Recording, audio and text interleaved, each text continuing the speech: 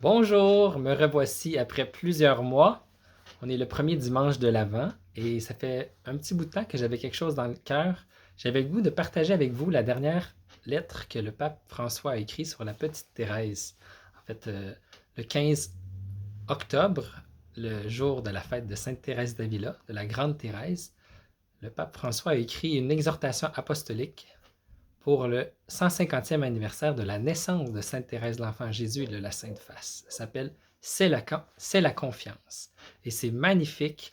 Moi, je l'ai lu, j'ai beaucoup aimé ça et j'avais le goût, avec vous, de peut-être la lire, quelques numéros et faire des commentaires. J'ai pas encore décidé combien de numéros que je vais lire à chaque vidéo, mais on va se laisser inspirer, puis voilà. Et même dans une autre vie, j'ai déjà même porté le nom de Van, qui est le petit frère de Thérèse. Alors, Thérèse, c'est vraiment une sainte que j'aime beaucoup. Alors, pendant ce temps de l'Avent, ça va être un temps d'approfondir cette lettre-là du pape. Alors, on commence. C'est la confiance.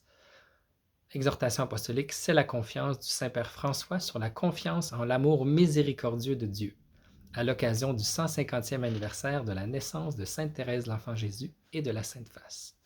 Le numéro 1. C'est la confiance et rien que la confiance qui doit nous conduire à l'amour. Le numéro 2. Ces paroles très fortes de Sainte Thérèse de l'Enfant Jésus et de la Sainte Face disent tout. Elles résument le génie de sa spiritualité et suffiraient à justifier qu'on l'ait déclaré docteur de l'Église. Seule la confiance et rien d'autre. Il n'y a pas d'autre chemin pour nous conduire à l'amour qui donne tout. Par la confiance, la source de la grâce déborde dans nos vies. L'Évangile se fait chair en nous et nous transforme en canaux de miséricorde pour nos frères. Le numéro 3. C'est la confiance qui nous soutient chaque jour et qui nous fera tenir debout sous le regard du Seigneur lorsqu'il nous appellera à lui. Au soir de cette vie, je paraîtrai devant vous les mains vides, car je ne vous demande pas, Seigneur, de compter mes œuvres. Toutes nos justices ont des taches à vos yeux. Je veux donc me revêtir de votre propre justice et recevoir de votre amour la possession éternelle de vous-même. Numéro 4. Thérèse est l'une des saintes les plus connues et les plus aimées dans le monde entier. Comme saint François d'Assise, elle est aimée même par les non-chrétiens et les non-croyants. Elle a également été reconnue par l'UNESCO comme l'une des figures les plus significatives de l'humanité contemporaine. Il nous sera bon d'approfondir son message à l'occasion du 150e anniversaire de sa naissance, à Alençon, le 2 janvier 1873, et du centenaire de sa béatification. Mais je n'ai pas voulu rendre publique cette exhortation à l'une de ces dates, ni le jour de sa mémoire, pour que ce message aille au-delà de cette célébration et soit compris comme faisant partie du trésor spirituel de l'Église. La date de cette publication, Mémoire de Sainte Thérèse d'Avila, a pour but de présenter Sainte Thérèse de l'Enfant Jésus et de la Sainte Face comme un fruit mûr de la réforme du Carmel et de la spiritualité de la grande sainte espagnole. Le numéro 5.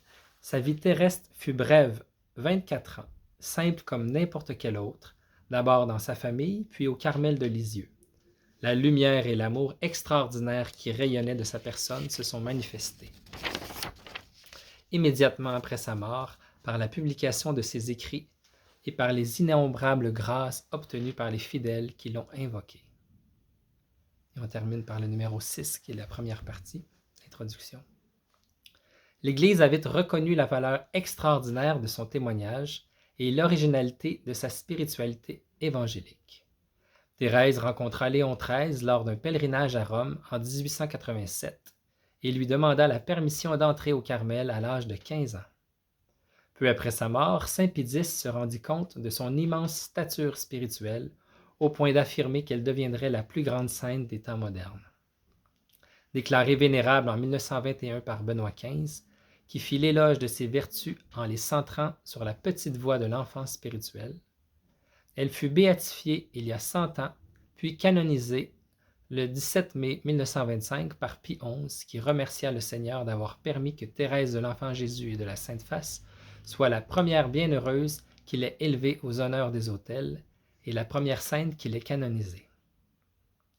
Le même pape la déclara patronne des missions en 1927. Elle fut proclamée l'une des saintes patronnes de la France en 1944 par le vénérable Pie XII, qui approfondit à plusieurs reprises le thème de l'enfance spirituelle. Saint Paul VI aimait rappeler son baptême reçu le 30 septembre 1897, jour de la mort de Sainte Thérèse. Et à l'occasion du centenaire de sa naissance, il écrivit à l'évêque de Bayeux et Lisieux sur sa doctrine. Lors de son premier voyage apostolique en France, Saint Jean-Paul II se rendit à la basilique qui lui est dédiée le 2 juin 1980. Et en 1997, il la déclara docteur de l'Église, en tant qu'experte en Scientia Amoris, science de l'amour. Benoît XVI reprit le thème de sa science de l'amour en la proposant comme un guide pour tous, en particulier pour ceux qui, au sein du peuple de Dieu, exercent le ministère de théologie. Enfin, j'ai eu la joie de canoniser ses parents, Louis et Zélie, en 2015 lors du synode sur la famille. Et je lui ai récemment consacré une catéchèse du cycle sur le thème du zèle apostolique.